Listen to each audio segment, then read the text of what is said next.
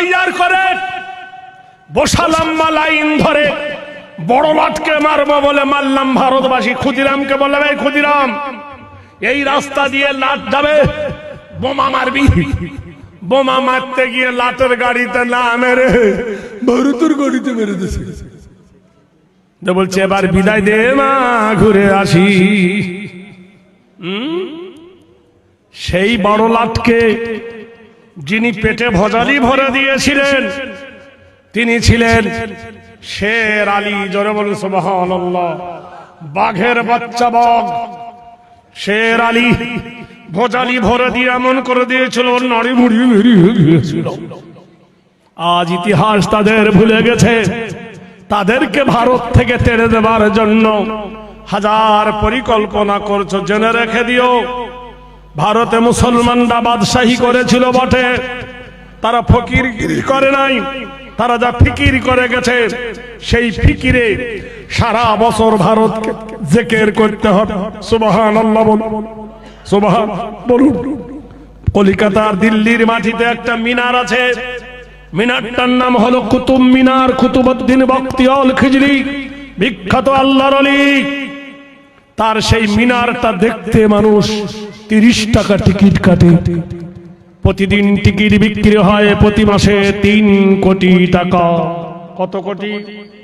3 কোটি। মাসে হলে বছরে কত হয়? 3 বারং 36 কোটি। যোগ দিয়ে দেন 36 কোটি।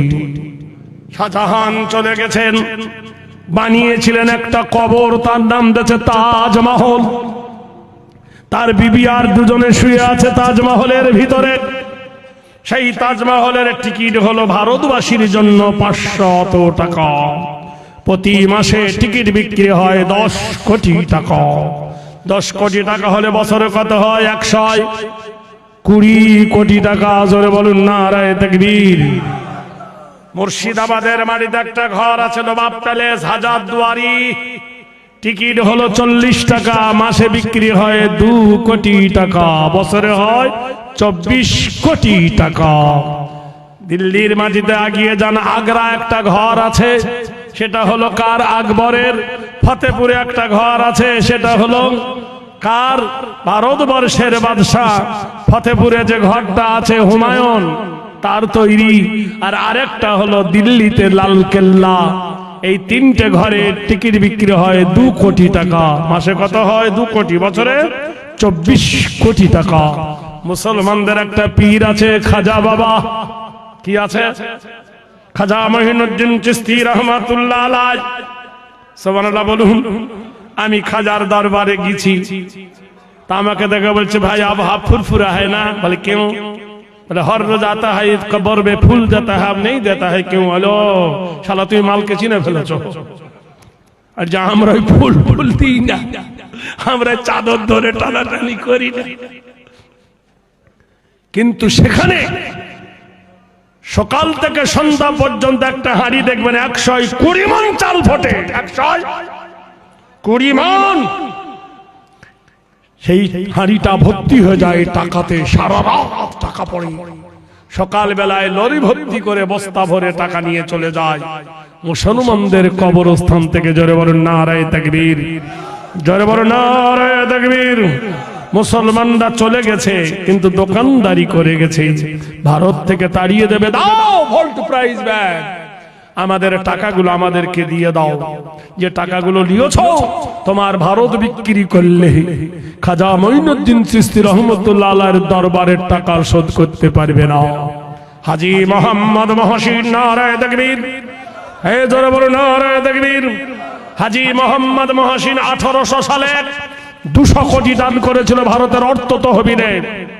তখন 5 বছরে ডবল হতো, এখন না হয় 10 বছরে ডবল হচ্ছে ব্যাংকের মাধ্যমে। তাহলে 200 কোটি টাকা 100 বছর হিসেব করেন ক হাজার কোটি টাকা হয় দেখবেন। দিতে পারবো না ভাইরা আমার, বন্ধুরা আমার, হিসাবটা মিলিয়ে দিই।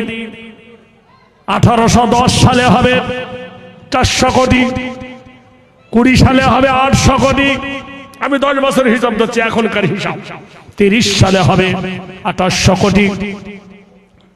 যদি আপনি বলেন 40 সালে 28 দোকানে 64 কোটি, এবার যদি বলেন 50 সালে 64 দোকানে কত হয় এবার বুঝতে পারছো? 60 সালে ডবল, 70 সালে ডবল, 80 সালে ডবল, 90 সালে ডবল, 100 বছর হিসাব করিলে গুড়ুম ভ্যা হয়ে যাবে। ভারতবর্ষের মাটিতে তোমরা বলছো আমরা 1 নম্বর, মুকেশ আম্বানি শুনেছি নাকি কোটি কোটি টাকার মালিক, ছাই মালিক, কোটি কোটি টাকার মালিক হয়ে কই একটা মন্দির বানাতে 5 কাঠা জায়গা কিনতে পারোনি। মুসলমানের মসজিদ ভেঙে সেই জায়গায় মন্দির বানিয়ে চলছে। হাম ক্যা হ্যায়, ঘোড়ার ডিম হ্যায়।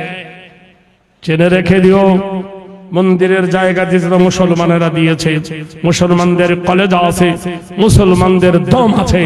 মুসলমান এখনো পর্যন্ত মসজিদ বানায়, কোন হিন্দুর কাছে হাত পাতে না। আর কালকে তোমার যদি পুজো হবে, এই গাড়ি দাঁড় করো, সরস্বতীর পুজো দে, লক্ষ্মীর পুজো দে, শিবের পুজো দে, গুজো দিতে দিতে শেষ করে দিলে। জোরে বলুন নারায়ে তাকবীর। আমরা খেজুর গাছ দেখেছেন, খেজুর গাছে যত কাটবেন তত রস পড়ে, বলুন সুবহানাল্লাহ। জোরে বলুন। মুসলমান খেজুর গাছের জাত, ফিহা ফাকিহাতুম ওয়ান নাখলু জাতুল আকনাম।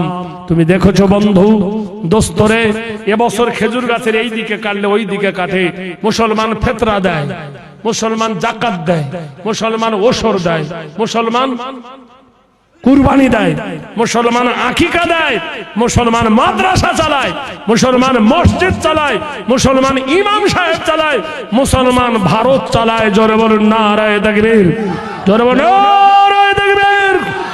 মুসলমানের ওয়াকফ এস্টেট গুলো দিয়ে আজ ভারতবর্ষের বাড়িতে খবর নিয়ে দাও, আজ বলে এই প্রতিষ্ঠান ইমাম পাল্টাবে, শিক্ষক পাল্টাবে, সেক্রেটারি পাল্টাবে, বক্তা পাল্টাবে, মাদ্রাসা পাল্টাবে।